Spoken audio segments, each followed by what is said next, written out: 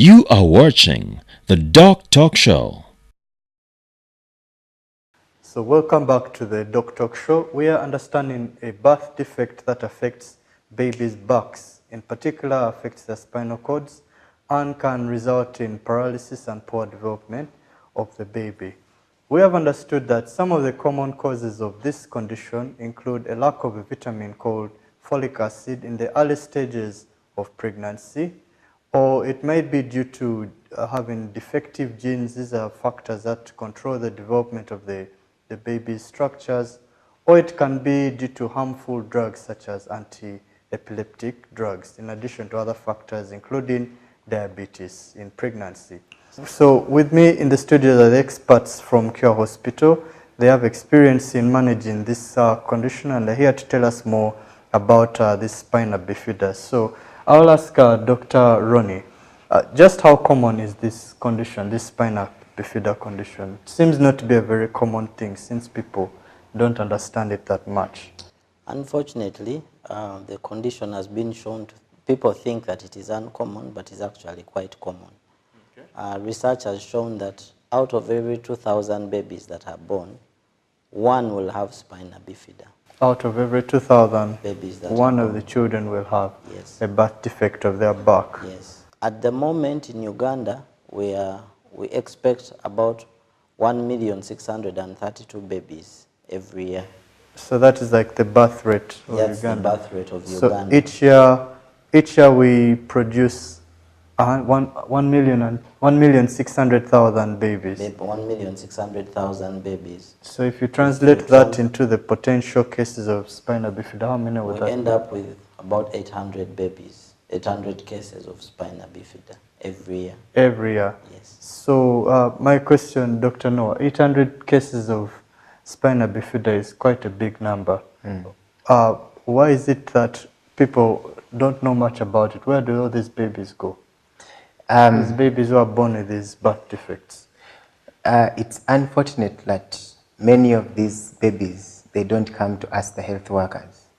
So majority of them are going to be abandoned at home. They are going to be hidden in houses. The child is going to be locked up. They feed from inside. Everything is brought inside the house because they don't want to see the community to see that their child has a problem. Okay. Many of these children, the families are going to break down. The mother is going to run away, or the father is going to run away.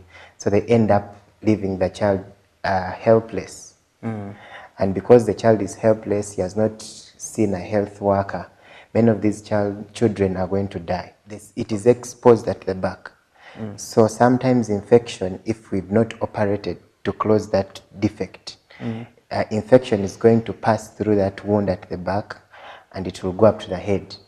When the infection reaches the head or the brain, the child is going to get infection of the meninges, what we call meningitis. And these children are going to die because of infection. Dr. Mulondo, it's how exactly can one tell that their child has a birth defect, this birth defect called spina bifida? So the most common form of spina bifida, for the most common form, the baby will be born with a swelling at the back. With any swelling at the back? A swelling at the back. And this swelling can be anywhere from the back of the head all the way up to the lower part of the back. Okay. And it's commonly in the midline. Yes. In the middle. Yes. Because that is where the bones that surround the spinal cord are. Yes. It goes in the backbones, basically. Yes. Most babies will come with a swelling that's like a small head in the midline at the back, or a small tomato covered with skin, or a thin bedsheet-like membrane which is white. And for some really severe ones, all those won't be there. It will just be a swelling with an opening that is leaking some fluid. Sometimes you'll have just not a swelling at the back. You may just have a dimple somewhere along the back, the middle of the back, or a small collection of hair, what we call a tuft of hair, at the back. Sometimes you just have a color change. If a child is very brown, it's a birthmark. Either it's a dark spot or very brown spot. it will in the midline. It Okay, in will the tell midline. you something. Okay, so so talking about damages, what complications could arise if this condition is not attended to? Maybe just before we talk about the complications, in addition to the swelling at the back and all the other things we've discussed, many of the children will have obvious deformities of the lower of the legs. Of the legs. Yes, And either why the is that legs. so?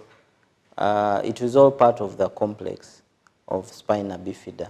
As you know, the nerves are supposed to reach the places they are meant to reach, so that they keeping those places attached, connected to the brain, and that also helps in the development. But if the nerves don't reach there, the legs then will be abnormally formed. They'll be abnormally formed, or they may be paralyzed. Yes. Even. So infections are very much seen in these babies. Okay, and they can kill very fast. Very fast. Okay. But even after the closure, these children are also susceptible to infections. The commonest infections that they get are UTIs. The urine tract infections of the urine. Okay. So these babies, like Dr. Mondas told us about the nerves, their nerves, wherever there is a defect, all the nerves below that defect are going to have issues. They are They're dead. not going to work properly. Yes, they are not working. So it means this child, if the nerves that enable the child to walk are dead, it means the child is not going to be able to move their legs. Okay. The nerves that supply the bladder, that help you to sense that you want to go to the urinals and pass urine, the nerves that supply the bladder, that tell the rectum, that tell you that my rectum is full, That you have I to want go to for go a for a long long call. call. So they are all dead. So it means this child can't pass out urine normally.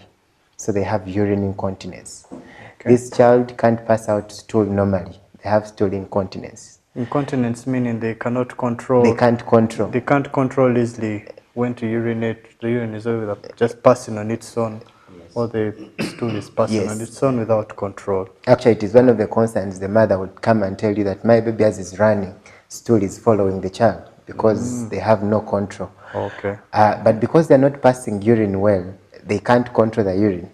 The blood does not empty fully.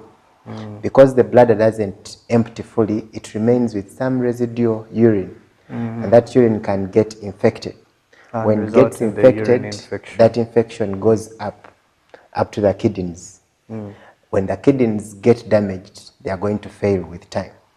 Okay, so it can also result in kidney failure. Kidney failure. Yes. The complications are also they're very serious. Yes. Very Having serious. so many infections and paralysis can really put a lot of misery to the family's life. Is there any way this condition can be treated if they are born with these defects? Can it be treated, Dr. Ronnie? Yes. Spina bifida. The point of treatment is not to close the defect. The treatment is to prevent the complications. Okay. So for example, if the wound at the back is open, treatment would mean you go and close the wound To prevent to further prevent infection infections. of germs from getting in and causing infections at the back, or causing infections of the brain. So the treatment may not necessarily, because some people will think when you say I want to close the defect, they will think you're going to like add an additional bone if part of the bone was missing. Is that the case? No, that is not the Ronnie, That is case. not the case. The defect will remain there, but we are trying to prevent the complications that come along with delayed closure. Okay. Yes. Then the other thing is try to improve the quality of life of the child.